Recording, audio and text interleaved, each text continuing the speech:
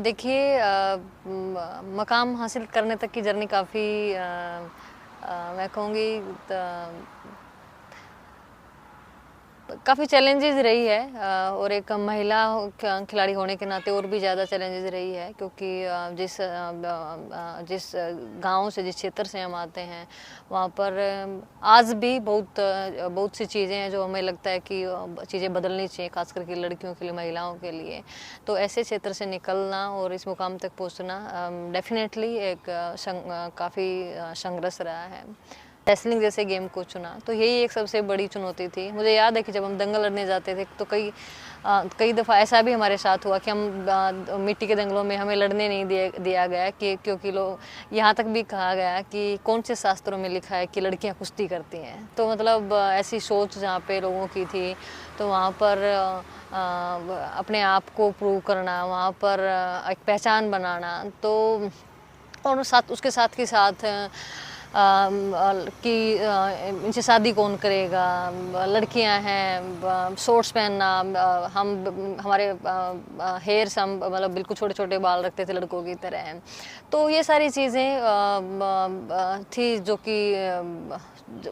कि संघर्ष कह लीजिए उसको या फिर चैलेंजेस कह लीजिए, लेकिन सबसे बड़ा हमें जो फ़ायदा जिस चीज़ का मिला, सपोर्ट जिस चीज़ का मिला, वो हमारे फादर साहब थे। तो मुझे लगता है कि सब चैलेंजेस या सब मुश्किलें कम हो जाती हैं जब आपके पेरेंट्स या आपके जो भी गुरु या कोई ना कोई आपको साथ आपके पीछे अगर कोई खड़ा होता है ना, तो फिर सारी बाधाएं दूर हो जाती हैं। क्या देखिए एक लड़की होने के नाते ऐसा कभी नहीं लगा कि नहीं हो पाएगा, और जो नहीं हो, रेसलिंग एक बहुत टफ खेल है।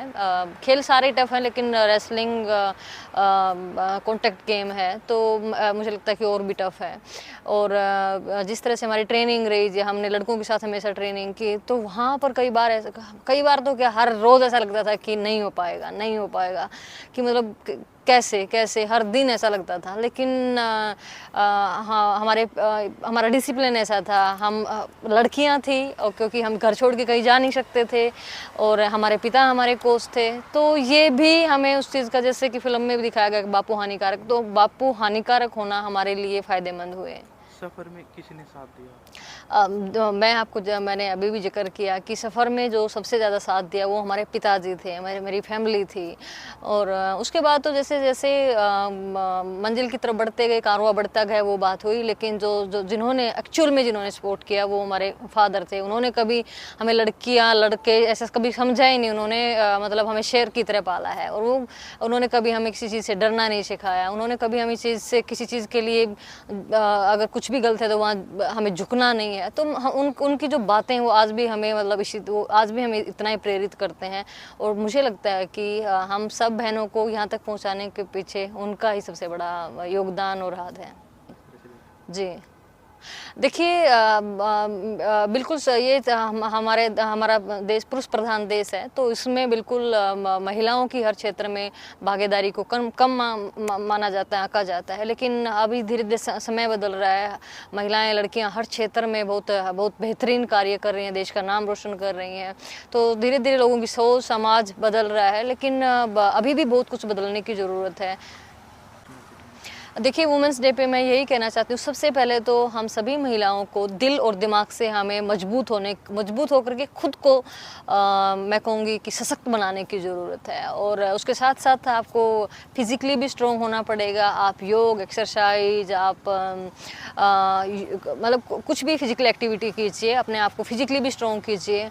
और मुझे लगता है कि दूसरा कि महिलाओं को, चाहे वो गवर्नमेंट क्षेत्र हो या फिर प्राइवेट क्षेत्र हो, तो वहाँ पर महिलाओं को ज़्यादा से ज़्यादा रोज़गार दिया जाए, उनको उनकी शिक्षा के ऊपर जोर दिया जाए। तो मुझे लगता है कि जब ये सब चीज़ें पूरा समाज, सभी लोग हम मिलकर के इसके ऊपर काम करेंगे, महिलाओं को उनके समानता का अधिकार दिया जाए, उनको पुरुषों से किसी भी तरह से कम नहीं आंका जाना चाहिए। तो मुझे लगता है कि जब ये सारी चीज़ें मिलकर, सभी लोग एक साथ मिलकर के इस चीज़ को अगर हम देखेंगे और महिलाओं को सशक्त करने को बनाने की कोशिश करेंगे, तो मुझे लगता है कि एक दिन हम जरूर सफल होंगे।